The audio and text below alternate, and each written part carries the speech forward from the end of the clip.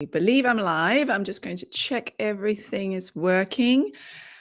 Let me know where you are joining me from. I'm going to check here in YouTube. That's all working.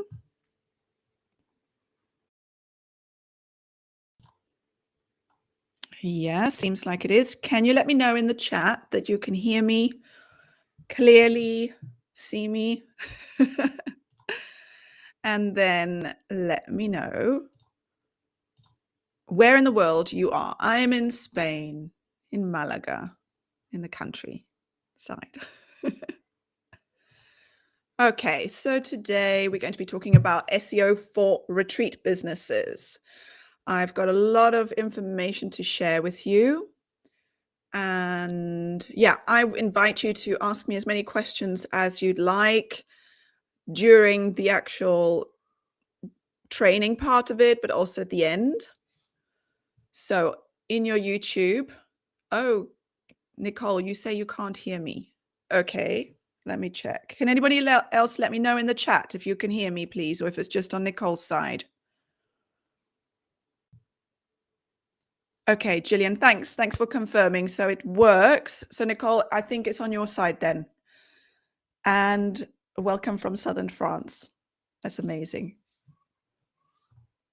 And in the UK, fantastic. Oh, you're in the UK, Nicole. Usually you're in Spain. That's also nice to get away. Super, you can hear me fine.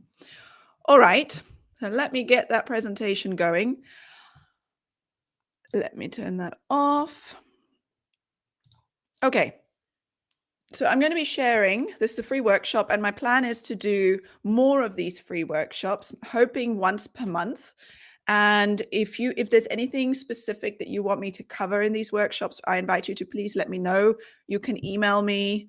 You can message here in the description below or in the chat. That's also fine. I'll take notes and I will make sure to include that in my next workshops. My aim is not to really sell anything. My aim is to share my knowledge so that you can learn some skills that you can apply to your own retreat businesses. So don't worry, there's not going to be any hard selling or anything in these workshops. Okay, so I was approached by a few of you asking for SEO for retreat businesses. So this is what inspired this workshop. And I'm going to be sharing what you need to do, at least the bare minimum in terms of SEO, and then what you need to do ongoing so that you can generate traffic to your websites, your retreat websites for years to come, not just once or twice and that's it. We want it to compound, to snowball. Okay, so let's get to it. Before we go straight into it, we've got about an hour. I timed myself. I practiced this beforehand. It was 45 minutes. So we've got a good 15 minutes for Q&As at the end. And if you have to leave early, that's absolutely fine. There will be a replay. It will not be taken down. This will be on my YouTube channel for when you need it. You can refer back to it. And like I said, there's a live Q&A session at the end. But please go ahead and write your questions in the chat on your right-hand side as they come up, as these questions come up, so I can refer back to them. And then also, if you're watching the replay, you can write them in the descriptions below, and I get a notification, and then I can reply to them in the description of the comments of this YouTube video. So turn your phones on silent, close any extra tabs that you may have open so that you can absorb everything that we're going to learn today. Right, so yeah, this workshop is for you if you're a retreat host or a retreat center owner who regularly runs retreats throughout the year. So it's not just a once-off retreat. It's, that you're running this as a business. You're running, maybe throughout the whole summer or throughout the whole year, several retreats. And what you want to do, you want to attract more organic direct traffic through Google, through Bing, all of these search engines. You want to stand out on Google because it is very cluttered. We've got the big directories that are taking up the first places in Google, so we need to compete against that. And you have a dedicated retreat website, meaning your website is about your retreat business. So you're not maybe a yoga teacher and or a coach that you have your services website and then you have just one sales page dedicated to the retreats. This is for retreat businesses. So the whole website is about retreats. However, you can apply these principles to your yoga teaching business or your coaching business or whichever you have as well. Before I would like to introduce myself to some of you who don't know me, I'm Tiffany. I'm a marketing strategist and tech expert. I help retreat hosts get more inquiries and bookings and create a successful and sustainable business with time-saving processes and systems. For me, that's super important so that the energy that you put in gets maximized on the output and that it's as automated as possible so that you can spend more energy and show up in a better space for your in-person retreats. I work one-on-one with done-for-you services, but I also have the Retreat Marketing School. That is my learning hub where I teach through courses, tools, and give you templates on how to automate your inquiries and bookings with a solid marketing foundation. I have over 9 years online marketing experience, both at an agency level, but also solo on my own. And I have 2 young boys, they're 5 and 2. I'm also a yoga student. I've been practicing yoga for 15 years, started with Ashtanga yoga and then Iyengar due to some injuries. I live in the south of Spain in Malaga, and I live in the countryside. So I'm lying in my hammock when I relax listening to my chickens. Okay, now you know a little bit about me and my background. Let's go into the teaching part. I'm going to be sharing the on-site SEO basics. So we need to understand how Google works before we can apply any of these principles. We're going to be covering that. The minimum SEO requirements you need to have at least one leg in the race. You need to have these ticked off your list. And then we're going to move on to the SEO friendly content. So once you've done the basics, you need to do the ongoing content. So how do you choose this content that is SEO friendly and will also be sending traffic to your website for in the future so that we can compound our efforts? And I will also share some of the SEO tools that the experts use to make your life a lot easier. So how does Google actually work? It's actually a really complex system and it's quite difficult to explain, but I'm going to try anyway. And I found a really, which I believe a very good video that Google created that explains the whole process. Google's mission is to organize the world's information and make it universally accessible and useful. That is their mission. That is why they do what they do. So you will understand why the ranking factors are in place so that they can make sure that the listings that show up in the search results are accessible and useful to the searcher. So let's watch this video and hopefully it explains it well. Every day, billions of people come here with questions about all kinds of things. Sometimes we even get questions about Google search itself, like how this whole thing actually works. And while this is a subject entire books have been written about, there's a good chance you're in the market for something a little more concise. So let's say it's getting close to dinner and you want a recipe for lasagna. You've probably seen this before, but let's go a little deeper. Since the beginning, back when the homepage looked like this, Google has been continuously mapping the web, hundreds of billions of pages, to create something called an index. Think of it as the giant library we look through whenever you do a search for lasagna or anything else. Now, the word lasagna shows up a lot on the web. Pages about the history of lasagna, articles by scientists whose last name happened to be lasagna, stuff other people might be looking for. But if you're hungry, randomly clicking through millions of links is no fun. This is where Google's ranking algorithms come into play. First, they try to understand what you're looking for, so they can be helpful even if you don't know exactly the right words to use or if your spelling is a little off. Then they sift through millions of possible matches in the index and automatically assemble a page that tries to put the most relevant information up top for you to choose from. Okay, now we have some results. But how did the algorithms actually decide what made it onto the first page? There are hundreds of factors that go into ranking search results, so let's talk about a few of them. You may already know that pages containing the words you search for are more likely to end up at the top. No surprise there. But the location of those words, like in the page's title or in an image's caption, those are factors too. There's a lot more to ranking than just words. Back when Google got started, we looked at how pages linked to each other to better understand what pages were about and how important and trustworthy they seemed. Today, linking is still an important factor. Another factor is location, where a search happens. Because if you happen to be in Ormea, Italy, you might be looking for information about their annual lasagna festival. But if you're in Omaha, Nebraska, you probably aren't. When a web page was uploaded is an important factor too. Pages published more recently often have more accurate information, especially in the case of a rapidly developing news story. Of course, not every site on the web is trying to be helpful. Just like with robocalls on your phone or spam in your email, there are a lot of sites that only exist to scam, and every day scammers upload millions more of them. So just because instantvirusdownload.net lists the words lasagna recipe 400 times, that doesn't mean it's going to help you make dinner. We spend a lot of time trying to stay one step ahead of tricks like these, making sure our algorithms can recognize scam sites and flag them before they make it to your search results page.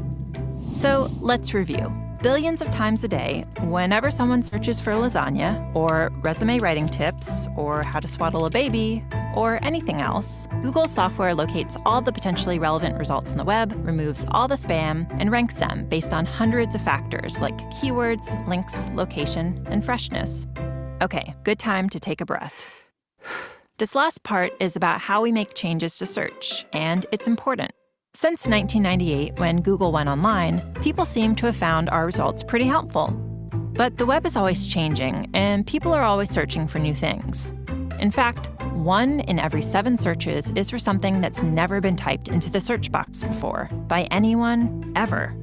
So we're always working on updates to search, thousands every year. Which brings up a big question. How do we decide whether a change is making search more helpful? Well, one of the ways we evaluate potential updates to search is by asking people like you. Every day, thousands of search quality raters look at samples of search results side by side, then give feedback about the relevance and reliability of the information. To make sure those evaluations are consistent, the raters follow a list of search quality evaluator guidelines. Think of them as our publicly available guide to what makes a good result good. Oh, and one last thing to remember. We use responses from raters to evaluate changes, but they don't directly impact how search results are ranked.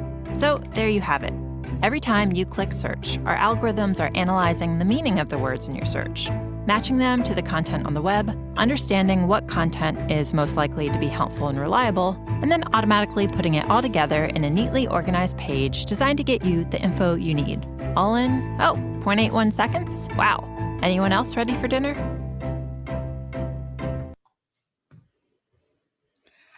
Okay, so I thought that was quite informative, and it gives a good picture on how that all works. Now, I need to try and get that out of this. I have to reset that. Give me a second.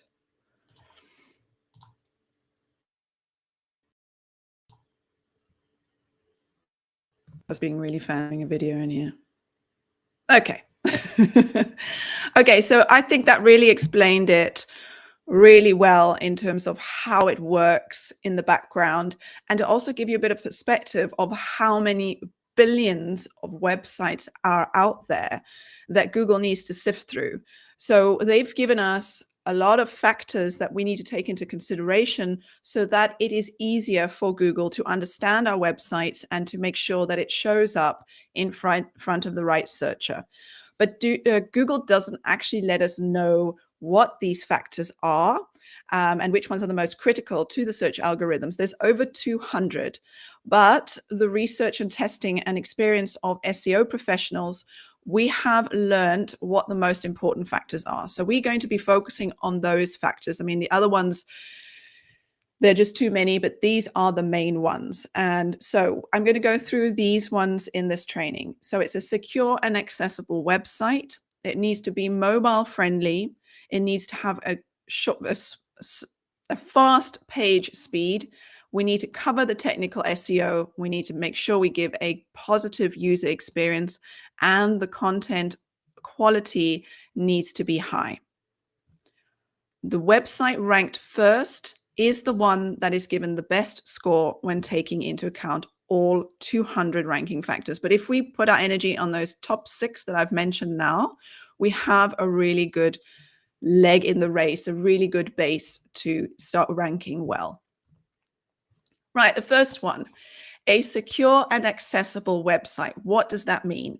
So the secure part applies to a specific certificate that you've probably heard about. It's called the SSL certificate. Now, don't ask me what that stands for. I didn't Google that, but you will know if you have it, if you have HTTPS and then your domain. If you have the S, it is a secure site. If it just has HTTP, then it's not. But how do you set that up? You need to speak to your hosting company. It could be GoDaddy, Bluehost, Ionos. There's so many out there. And depending on the package that you're on, you either get a free SSL certificate or you need to pay for it. And they're not expensive at all. $30, 30 euros per year, but some of them are free. So the best bet is to go and speak to your hosting company. They will generally either set it up for you or guide you through the setup. And it's a once-off thing to do, and it's important that we do it. The second part is it needs to be accessible. Google needs to be able to see your web pages. If it can't see your web pages, it can't put you in the ranking in the search results. And so what do we do to make sure that Google can read it? We need to make sure that our website is built with a well-coded website builder. And some examples would be WordPress, Squarespace, Wix. These big guys generally have the back-end code that you don't see set up in a way that Google is able to read it. So that's the first part. Then you need to make sure that you have a robots.txt file. This is a little file. It's tiny. It sits in the back of your website. You don't see it. It's in your hosting that tells Google where it can and can't look for your site information. So in general, the robots.txt file literally has one sentence and it says allow all. Google then understands it can read every single page that you have on your website. But sometimes you might have a membership or something behind a login, a username and password that certain people can access if they've got an account. And in that instance, your robots.txt file will say, do not allow, and then the list of those URLs that should not be listed in Google because it's behind a form. Okay, but you don't need to manually write this file. You have plugins to do that. Your hosting company does that as well. So that is an automatic thing, but you need to know that you have one and that it's there. You need to check that it's there. I'll tell you how to check it as well further on in the workshop. And then we've got what's called a sitemap. A sitemap is effectively a map or a guide that lists absolutely all of your pages, your subpages, your blog post, all those URLs. And what we do is we upload this sitemap file to Google and say, these are all my pages. And that way it's a lot quicker for Google to skim through all of those, as opposed to having to manually, effectively, automatically, but it's much slower, go through each and every single page and try and navigate and put it all together. So we want to make it as easy as possible for Google, and that's why we've got a sitemap. A sitemap we will upload in the Google Search Console, which I will explain further in the workshop. But these are the 3 things that you need to ensure you have so that Google can actually read your site. If it can't read your site, you will not be on Google. Okay, just checking if everything's okay in the chat, because I see on YouTube I've got a couple of comments, but on my streaming software I don't. Okay, but if you have any questions, please just go ahead and write them there. Next, we move on to the mobile friendliness. This is super important because let's put this in perspective. Last year, 2022, more people used mobile devices than desktops to access the web. That is just over 60% of people was navigating on their phones or tablets versus just under 40% on their desktops. Yes, people will bounce. They might start searching on their mobile and then complete a booking process for your retreat on the desktop. but you need to ensure that your website is friendly for both mobile, desktop, and tablets. And if you would like to check after this workshop if your site is mobile friendly, you can go to Google's website, search.google.com/test/mobile-friendly, and put in your URL there, and it will scan it for you and tell you if it's mobile friendly or not, and if it's not, what you need to work on. So I recommend you go and check that. But also check on your own phone. Pull up your website, navigate it, see if you can read it. It's easy to follow the menu, all of these different things. You as a business owner, you need to take responsibility for that. You need to be checking this periodically, especially if you're adding new content to your site all the time. You need to be checking that. So you've probably heard, or maybe not, Google's mobile first index. That's a term that they have brought out, but basically it means that Google draws its results from mobile optimized websites first before looking at the websites that are just focused on desktop. So if your website is not optimized for mobile, if somebody's searching on their phone, your website will not come up. It won't give you good ranking points. So if your site isn't mobile optimized, you actually risk getting needlessly underranked. And it's really, straightforward to sort that out. You need to have a responsive website that automatically resizes to fit the device. What that means is, before, we used to have a website that was designed for mobile, yes, and then another website designed for desktop. And depending on which device somebody would access your site, it would show one or the other. Now it's called a responsive site. It's one site that will scale depending on the device. So some phones, Android will be one side, the size, Samsung one size, iPhone another size. There's tablets, there's lots of different sizes of tablets. So your website needs to be able to scale and reorder things, shuffle things around so that somebody can easily navigate your website on their device. Then you need to make sure that your fonts are large enough for easy readability on a small screen, and not to be scared of the large font size, because if somebody cannot read your website properly, they will leave. They will feel uncomfortable, it will be difficult for them, and they will leave. You need to make sure that it's very calm and easy to read when they're on your site. So I recommend approximately 18 pixels in your font size, depending on your font. Some fonts are smaller and sometimes bigger, but a good rule of thumb is 18 pixels.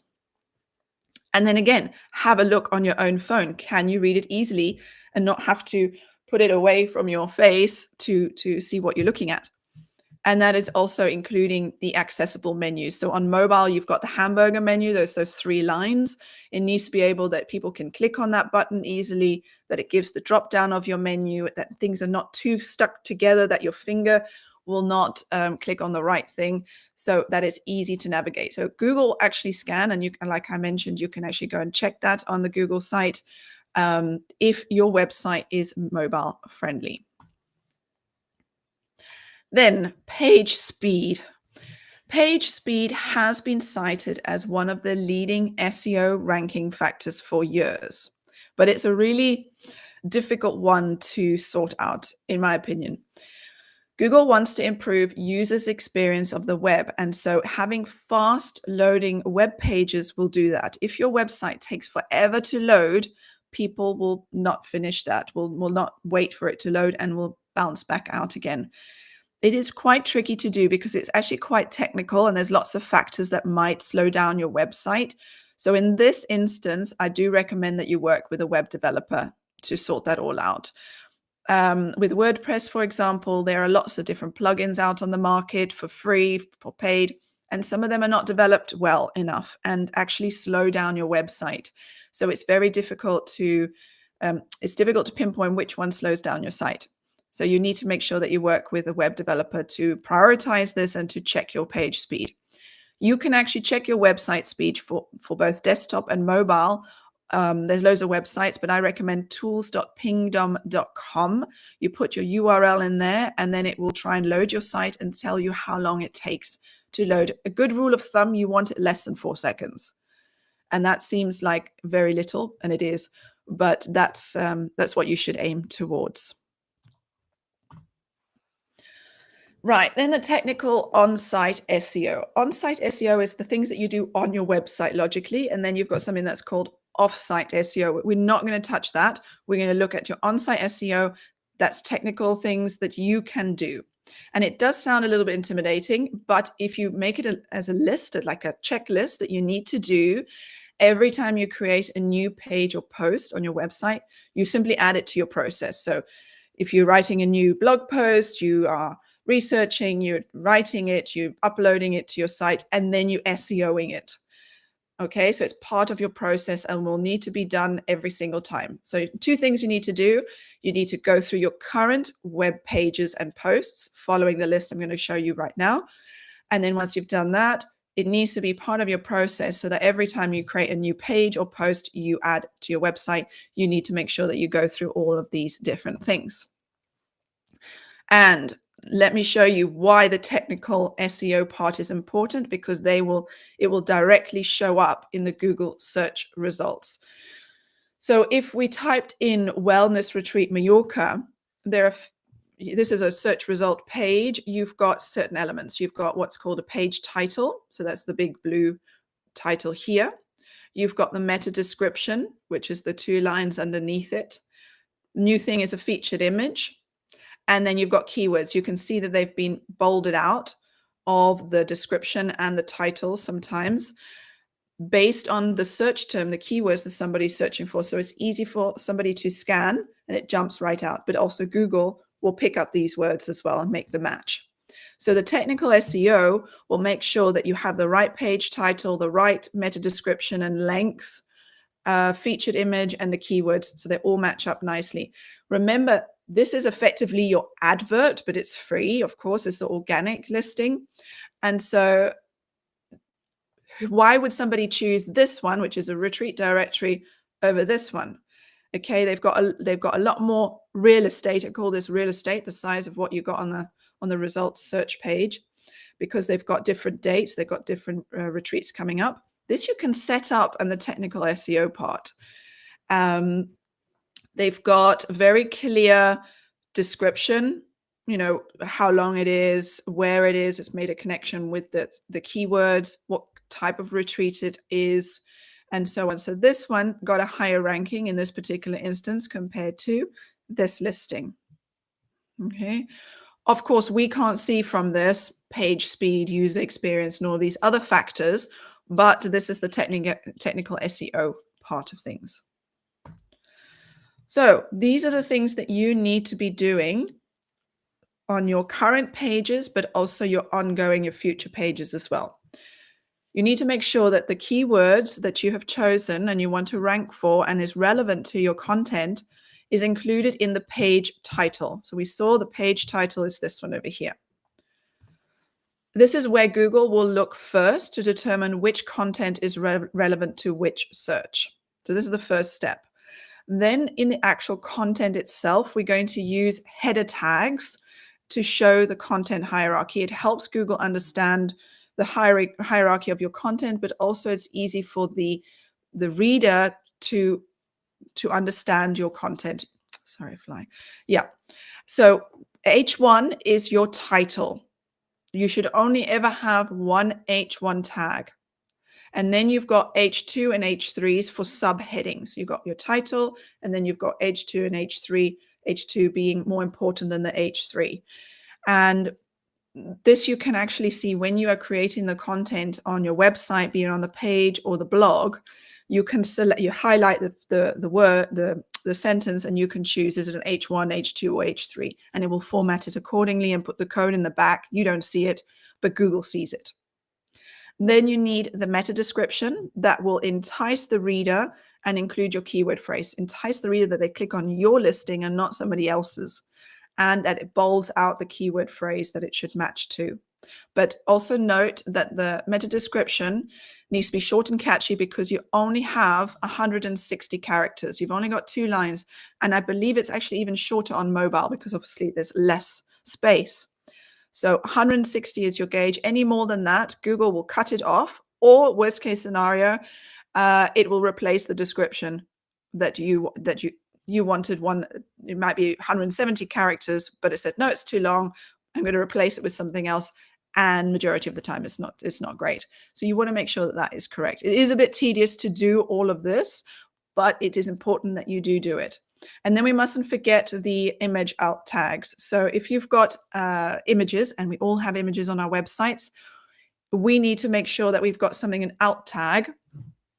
Oh, goodness me, it's the light. That describes what the image is, but is also using the key phrases and keywords in the back, because it's also good for people that are visually impaired. Their screen readers will not see a picture. They will describe the picture, and that's basically the alt tags. So if you can get all of that done every time on your pages and all your blog posts, you have a good basis to work on. You can also, if you're using a WordPress site, you can have plugins that will help you, which ones I recommend are Yoast SEO and All-in-One SEO. Yoast SEO is free, and All-in-One SEO is also free, but they've got paid tiers, which you don't really need.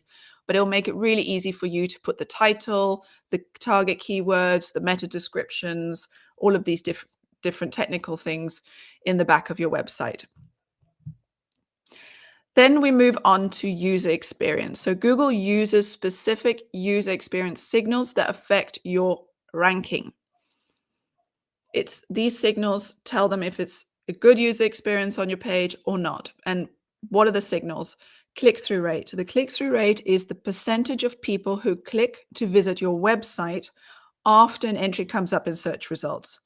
So let's say 100 people search for yoga retreat France, and 10 of those people actually click on your listing on the Google search.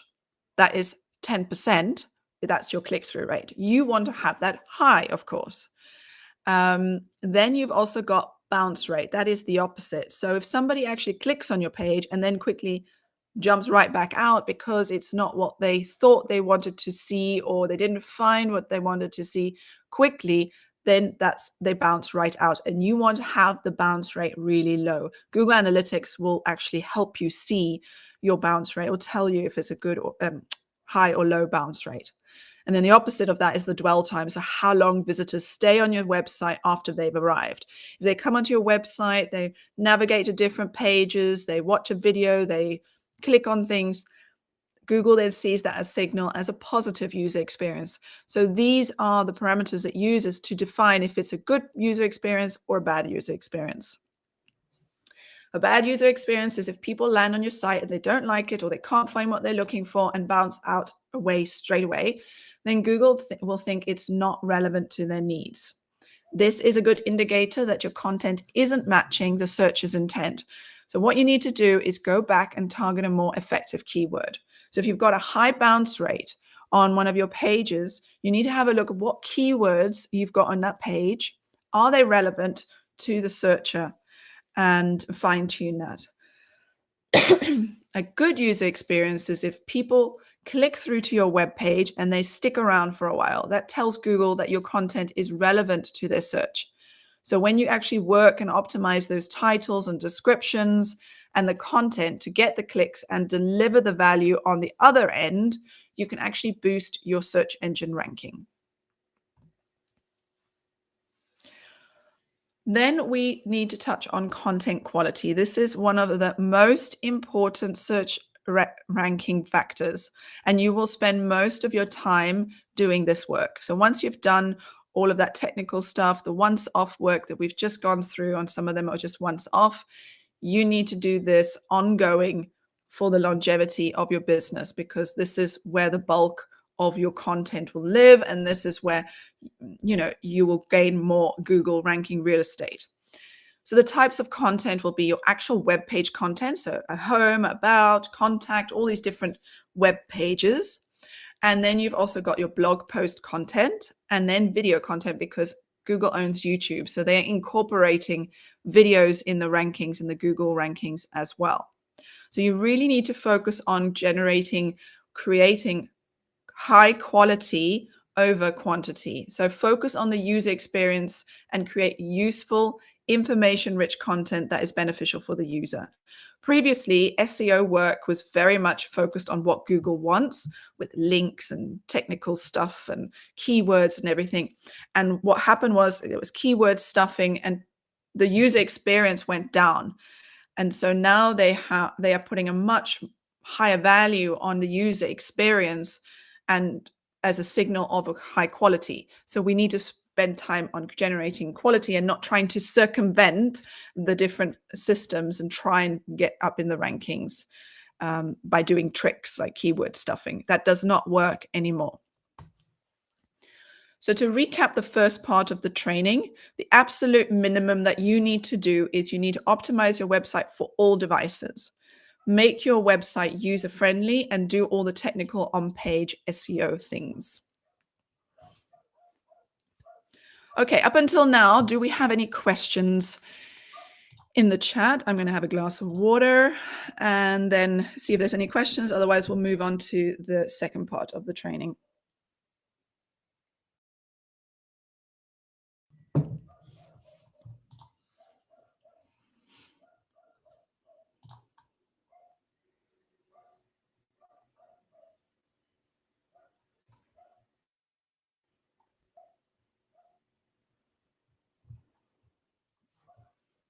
Okay, let's just carry on.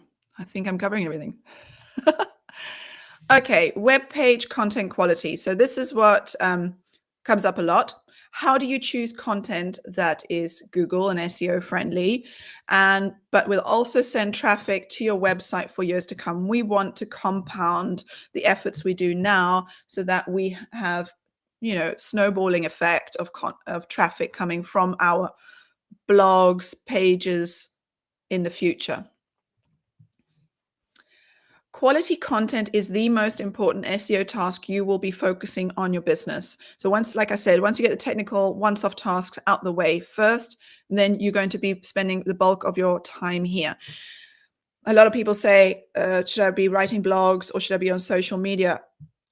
And a lot of people will spend hours on social media creating content for social media and completely neglecting the content for their website. I view it the other way around. You need to spend that time that you would spend on the social media content, creating content that you own, that sits on your website, that's part of your business. Social media, if one of the platforms goes down tomorrow, and we had that not so long ago, you lose you can't access those followers. You can't access, that avenue to get your content out. So high chances Google will not go down or the search engines will not go down. So you want to make sure that your content lives there first, and then you can use that, repurpose it on social media. But if you can spend most of your time on creating quality content through blogs or videos or podcasts or whatever first, and then your distribution on social media, that will really make your marketing efforts a lot lighter, a lot less overwhelming, and will snowball, will build on each other so that you can generate the traffic over and over again. One article can bring you traffic for years. What you need to understand is that websites ranking on the first page of Google are actually web pages, not the actual websites themselves. So each page is ranking differently on Google because they have different keywords. They have different titles, descriptions. They all are seen as individual on Google. And you need to treat it as such. Instead of my website is not on Google or my website is not first on Google, this doesn't really tell you much. Which pages do you want to really rank, and for what keywords do you want to rank? And then you work on those pages for those results. Thanks, Gillian. Thank you. Brilliant so far. It's always good to hear back from you guys, so I'm not just talking to myself. All right. The most common types of content that are usually found in search results are landing pages. So these are individual pages I'm talking about. I'm referring to about pages, your retreat sales pages, your home page, your, all these individual pages. Then you've got, if you sell products or your coaching services or other yoga classes or whatever as well, those are individual pages. plus you then have your blog posts, if you have a blog. The first two are effectively static. They don't actually change often. The content pretty much stays the same. Yes, your retreat sales pages will be refreshed ever so often when you've got new retreats, but that's probably every 6 months or every year. It's not actually very frequent in terms of Google terms.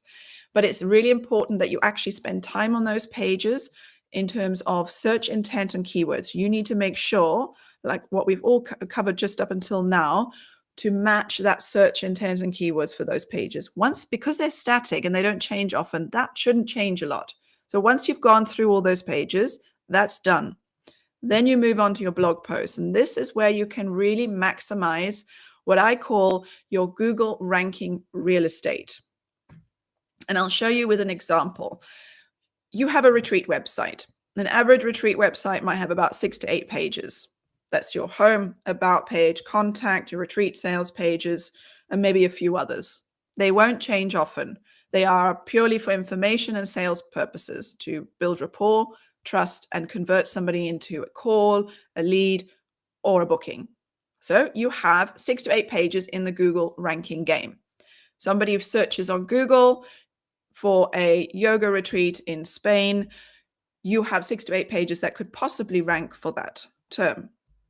Now we take the same website and we add a blog.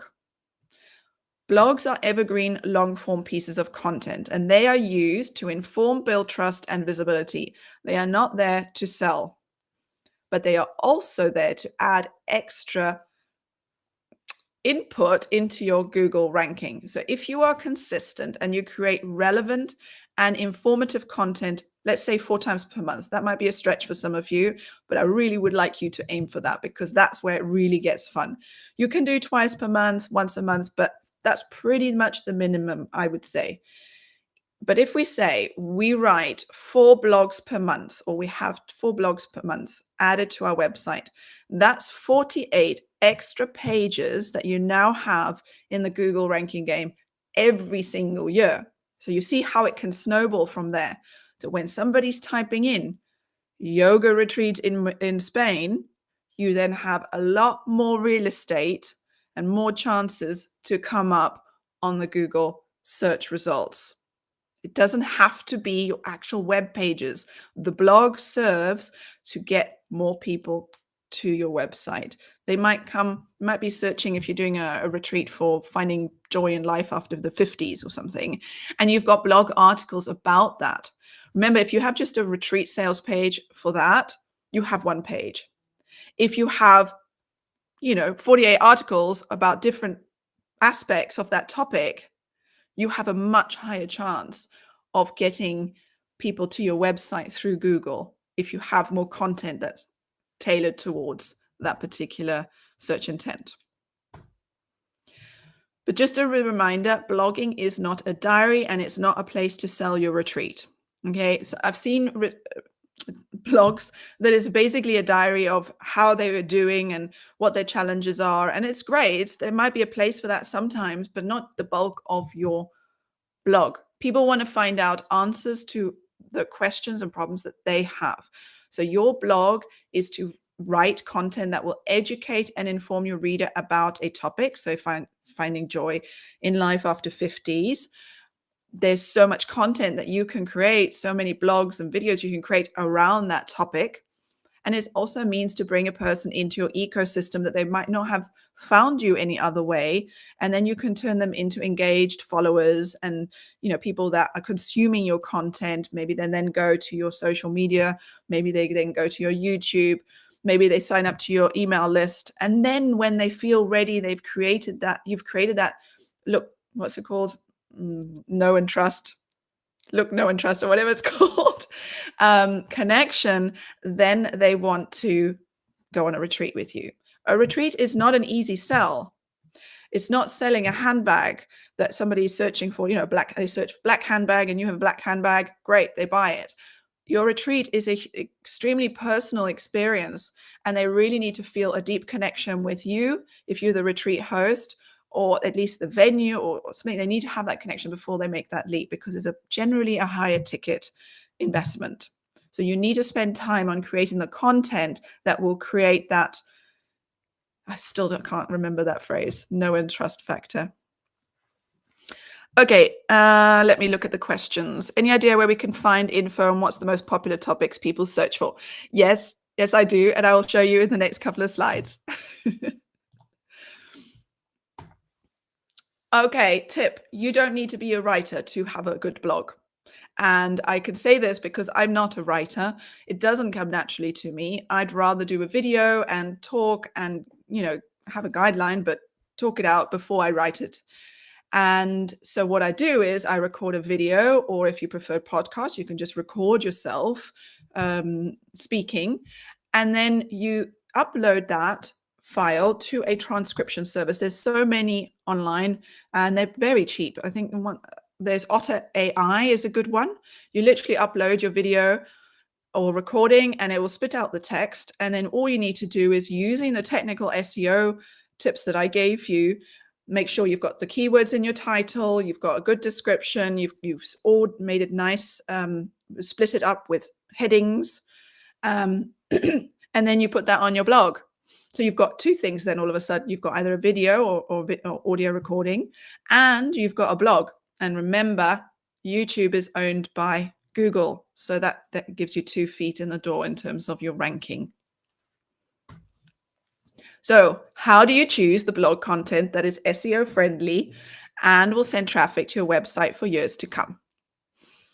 Bearing in mind that SEO is really slow, it's frustratingly slow, but that's just the way it is.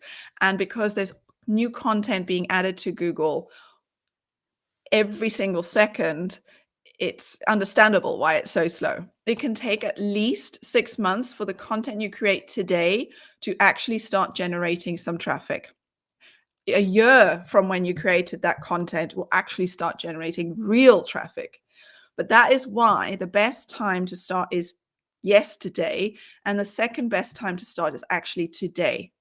Because if you don't do anything now, 6 months down the line, you haven't gone anywhere.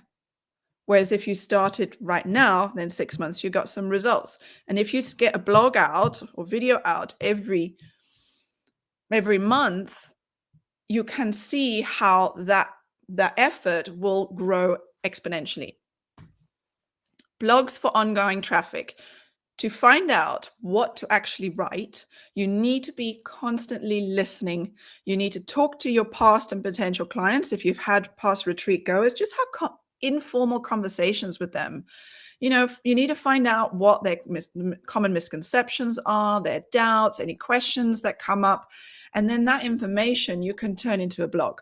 So listening is the number one thing that you need to be doing. I created this workshop because a few people asked me about SEO for retreats. Okay, otherwise I probably would not have done this and would have focused on something else. But this is highly relevant to my audience right now. So I have a Google Doc. It's a running list, and I jot down every time I have a conversation with somebody. I write it down, I keep it on my list, and when it comes to creating the content, I refer back to it.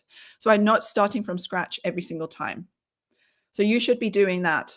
You then also need to be researching. So you need to define your target keywords. So which keywords you want to be ranking for, and you want to see what others are searching using some of the SEO tools I'm going to show you shortly, as well as looking at what other retreat businesses have written blog posts about. A good rule of thumb, a good tip would be have a look at what the retreat directories are writing. Okay, if they are doing 10 tips to having a better retreat experience, why don't you do 12 tips to have a better retreat experience? Google uses those numbers. Not a huge ranking factor, but it does help. If one has got 10 factors and you've got 12, yours will be bumped up a little bit more because it has more information. And then you've got to have what's called cornerstone content. This is the best, most important articles on your site and the posts you want to rank highest in the search engines. I'll go through those now. Plus, you need to be consistent. The more you post, the more Google real estate you get. And I showed you in that example, it snowballs from there. And also, the more frequent Google will scan your site. Google is not scanning your site on a daily basis. If you are uploading new content, fresh content every 6 months or every year, Google sees that as a not very up-to-date website, so it will not scan your site often. However, if you get in the habit of uploading a blog once per week, Google will notice that and will come back to your site more often because it knows your site is up to date. So it needs to be scanning you more often. So please bear that in mind. All right. Cornerstone content. These are usually relatively long, informative articles combining insights from and linking back to your other blog posts and covering everything that's important about a certain topic. And I'll show you some examples as well. Their focus is to provide the best and most complete information on a particular topic rather than to sell your retreat. Remember, I said it's not a sales tool.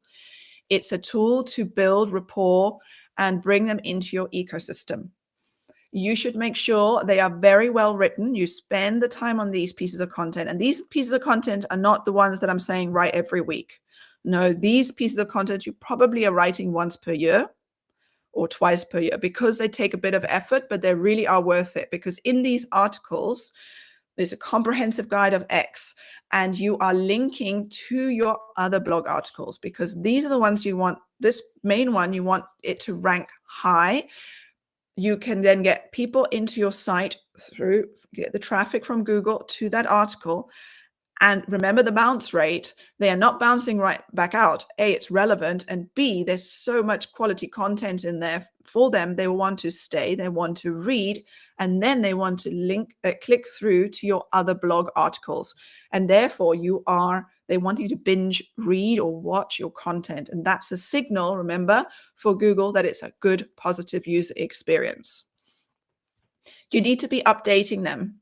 So writing one cornerstone content and leaving it for years, it goes stale. You need to go back and update it. Google will see that it's up-to-date content. It will push it back up again and aim to get them to rank for your most competitive keywords. So this is the one you really want to focus on, those top keywords that you want to come up for. Some examples. If you're running a retreat about finding joy, you could write a cornerstone piece of content called The Ultimate Guide to Finding Joy in Your 50s. Or you maybe run an Ashtanga yoga retreat. So you could say, what is Ashtanga yoga? A step-by-step guide to Ashtanga yoga. Or let's say you have some silent retreats. You could do something like, what is a silent retreat? And then everything you need to know about silent retreats before you book.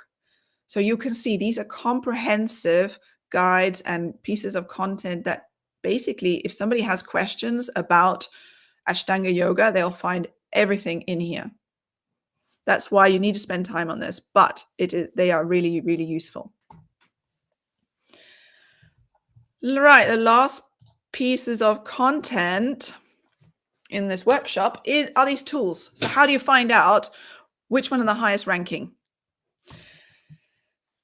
There are thousands of tools you can use, and it can be really confusing. Some are paid and some are free, but I've selected the ones that I personally use when I do the online marketing audits for my clients, and I also teach them in my programs and other YouTube videos. And I focus on making sure it's simple to use and easy. There are so many out there, and they can be really technical and really overwhelming, and you do not need them. These are the basic ones that you need, and they give you absolutely everything you need. You don't need any of these other extra ones. You're going to use Google Populate, Keywords Everywhere, and Google Search Console. So Google Populate, Google literally will tell you what people are searching for. So you simply go to Google and you start typing in Google, and the drop down that you've probably seen that comes down will give you a list. And this list is actually keywords, key phrases that people are actually searching for in Google. This is not just suggestions. This is based on what Google is picking up on their side.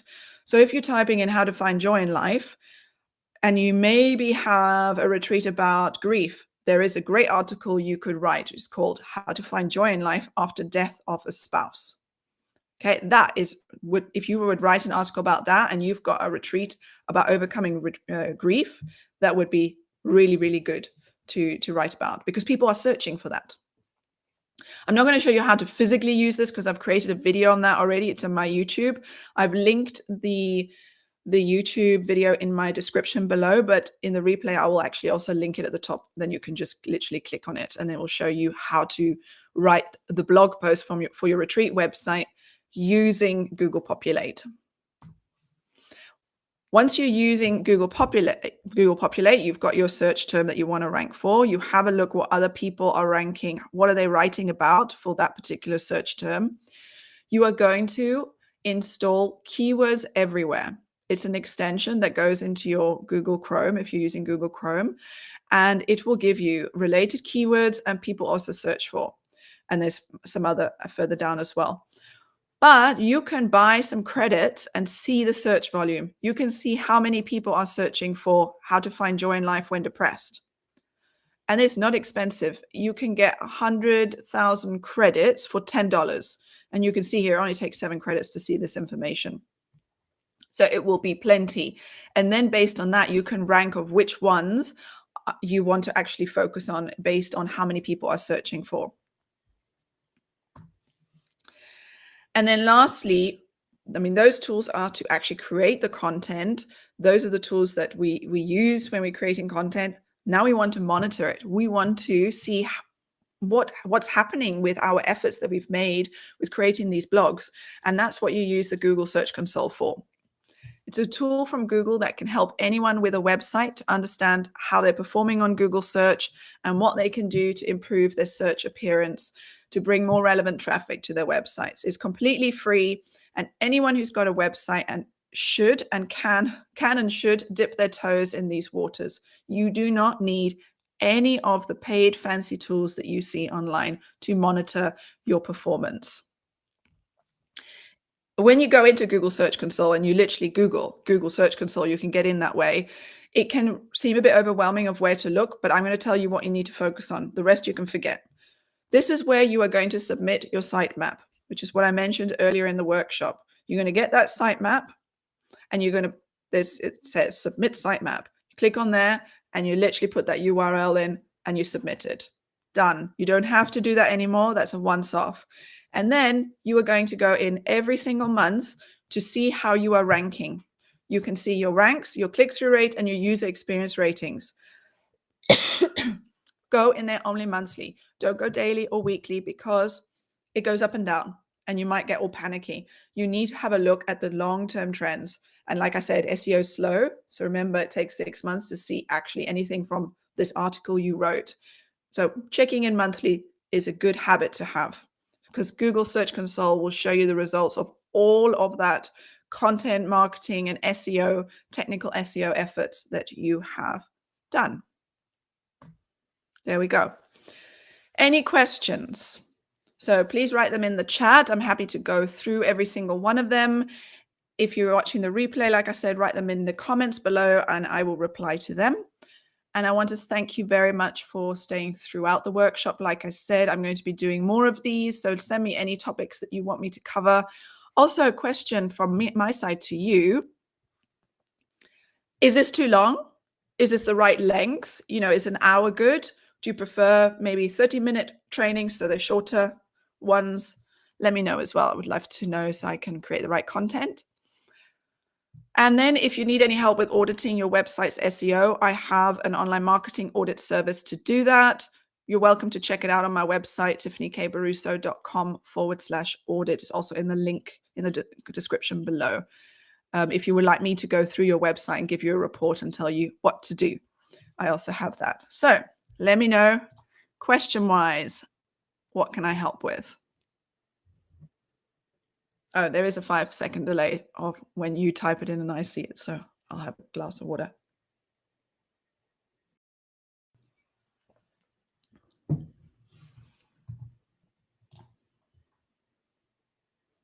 Thanks, Nicole. I'm glad that was useful. I know you're always trying to find out how to find the right topic. And I think we overthink it a lot. Instead of, use those steps, use the Google Populate, then the keywords everywhere. Listen to what people are asking and just create the content. Don't be paralyzed by maybe this is the wrong article.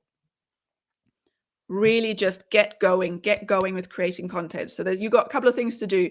Check your page speed check your mobile friendliness, and write down after this workshop 3 things that pop in your head that you could create content on, and then just see how many people are searching for that topic, and then just create.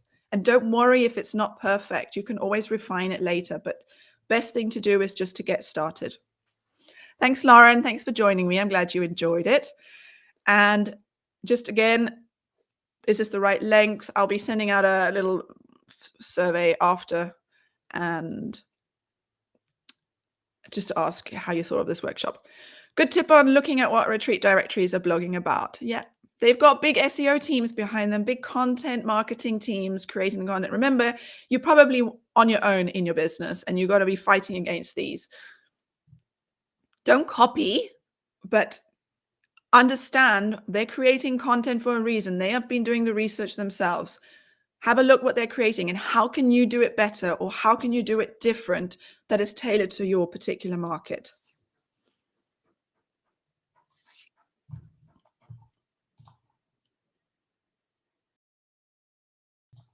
Okay. I'm going to cut it off now.